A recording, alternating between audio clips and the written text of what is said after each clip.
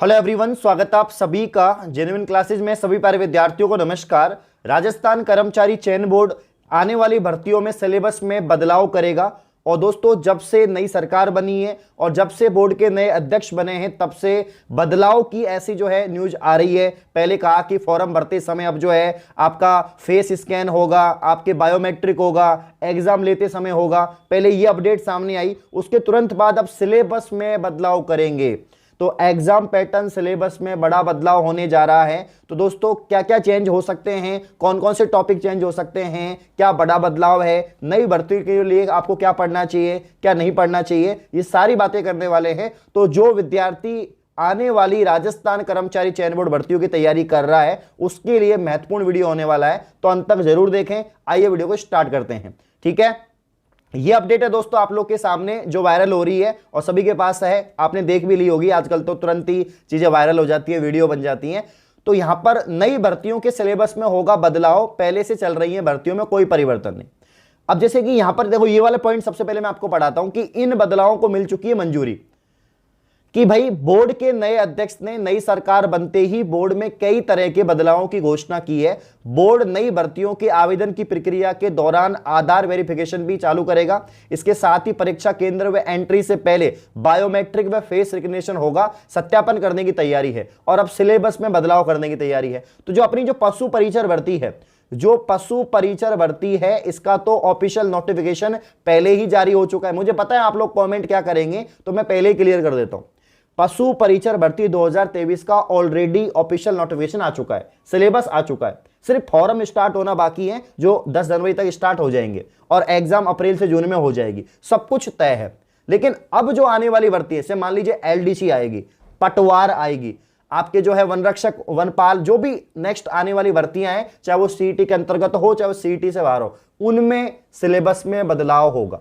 लेकिन पशु परिचर भर्ती में सिर्फ एक बदलाव है, वो फॉर्म भरते समय जब आप फॉर्म भरेंगे तो उससे एक नया इनिशिएटिव लिया जाएगा, नई एक शुरुआत की जाएगी यहां पर बोर्ड के द्वारा, जो जिसके ऊपर मैंने वीडियो बना दिया है और आपने बहुत सारी वीडियो देख ली कि भैया आधार वेरिफिकेशन होगा और आपका जो है बायोमेट्रिक होगा, फेस आपका स्कैन होगा, वो फॉर्म भरते समय भी और एग्जाम जब देने जाओगे उस समय भी। ठीक है, अब दोस्तों यहां पर सिलेबस में किन बिंदुओं पर बदलाव होगा, और आप जानते हैं, आप हमेशा जानते हैं दोस्तों आप हमेशा ये सुनते हैं कि जब नई सरकार बनती है, ठीक है ना, तो नए बदलाव होते हैं, सिलेबस में बदलाव करते हैं, योजनाओं के नाम परिवर्तित करते हैं। तो ये कॉमन बात है, ये हर 5 साल में ऐसा आपको देखने को मिलता है। जैसे सिलेबस में किन बिंदुओं पर फोकस रहेगा कि करंट अफेयर हो गया, आपका करंट अफेयर्स है, सरकारी योजनाएं जो आप पढ़ते हैं, राजनीति पॉलिटी से हम कहेंगे, एनवायरमेंट पर्यावरण दोस्तों, आपदा प्रबंधन, प्रशासनिक व्यवस्था। इसके अलावा दोस्तों यहां पर आपके आईटी, रीजनिंग व मेंटल एबिलिटी, भारत व राजस्थान की भौगोलिक स्थिति, ठीक है ना, इतिहास, कला, संस्कृति, हिंदी, अंग्रेजी पर फोकस रहेगा। और यही सब्जेक्ट आपके जनरली आती है पेपर में। बिंदुवार अंक विभाजन भी तय होगा। हाँ, कॉपी पर क्या होता है कि सिलेबस दे देंगे, लंबा चौड़ा बताएंगे नहीं। जैसे पशु परिचर है, अब पशु परिचर में सिलेबस दे दिया कि ए पार्ट 105 क्वेश्चन 105 नंबर का है, बी पार्ट 45 क्वेश्चन 45 नंबर का है। लेकिन ये नहीं बताया कि हिस्ट्री के कितने क्वेश्चन आएंगे, ज्योग्राफी कितने आएंगे, राजस्थान जीके के कितने आएंगे, आपके यहां पर साइंस के कितने आएंगे, मैथ के कितने आएंगे। ये क्लियर नहीं करते लोग, तो क्लियर करना चाहिए। आगे से लोग बोल रहे हैं कि हम आगे से ध्यान रखें। देखो, इन्होंने कहा है कि अंक विभाजन भी तय होगा, ठीक है ना। इससे कई बार बिंदु से जुड़े हुए सवाल आ जाते हैं। काफी बार क्या होता है कि एक टॉपिक से ज्यादा सवाल पूछ लिए, तो एक से बहुत कम पूछ लिए। सीईटी में हमें देखने को मिला था कि हिंदी के बहुत कम क्वेश्चन आए, इंग्लिश के भी बहुत कम आए और बाकी सब्जेक्ट के बहुत ज्यादा आगे, तो उसे पता नहीं लगता। अगर हमें ये पता हो ना कि 10 क्वेश्चन यहां से आ रहे हैं, 20 क्वेश्चन यहां से आ रहे हैं, तो एक बेहतर तैयारी हो पाएगी, है ना। तो एक ये पता होना चाहिए, अंकवार विवरण पता होना चाहिए।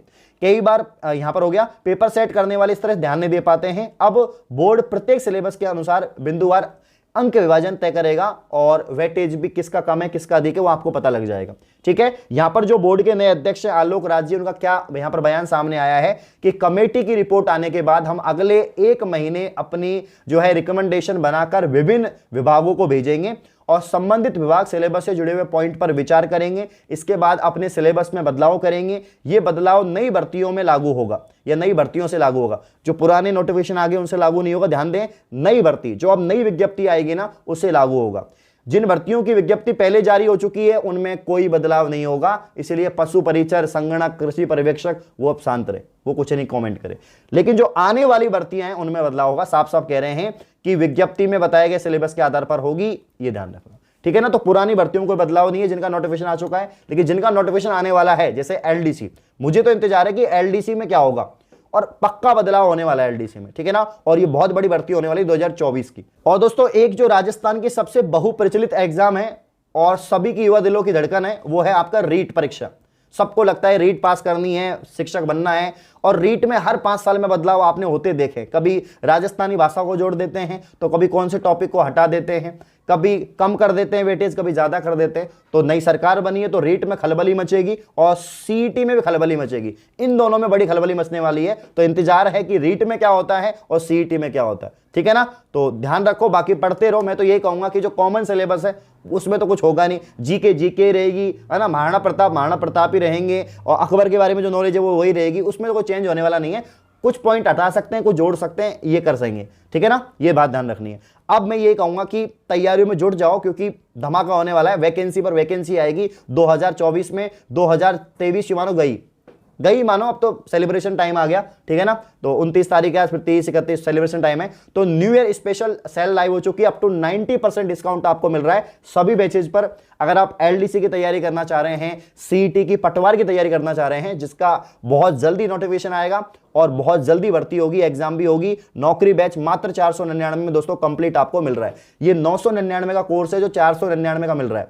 पशु परिचर 399 में आपको मिल रहा है जो 799 का है। चूको मत, ज्वाइन कर लो, बेस्ट फैकल्टी बढ़ा रही है, हर सब्जेक्ट को डिटेल में पढ़ाया जा रहा है, शानदार। एक एक सब्जेक्ट के 70 क्लास हैं दोस्तों, ठीक है ना। BSTC PTT 399। तो मुझे उम्मीद है कि आप जेन्युइन क्लासेस एप्लीकेशन पर जो है पढ़ेंगे, डिजिटल पैनल पे आपकी पढ़ाई हो रही है, आप सभी को पता है, एप्लीकेशन में जाके देख सकते हैं, ठीक है ना। और अभी तक आपने जेन्युइन क्लासेस एप्लीकेशन को प्ले स्टोर से डाउनलोड नहीं किया है तो डाउनलोड करें। किसी प्रकार की कोई भी जानकारी चाहिए आपको कोर्स के रिगार्डिंग, सब्जेक्ट के रिगार्डिंग, या कोई भी आपके एग्जाम के रिगार्डिंग, तो इन नंबर पर कॉल कर सकते हैं, ये 2 नंबर दे रखें।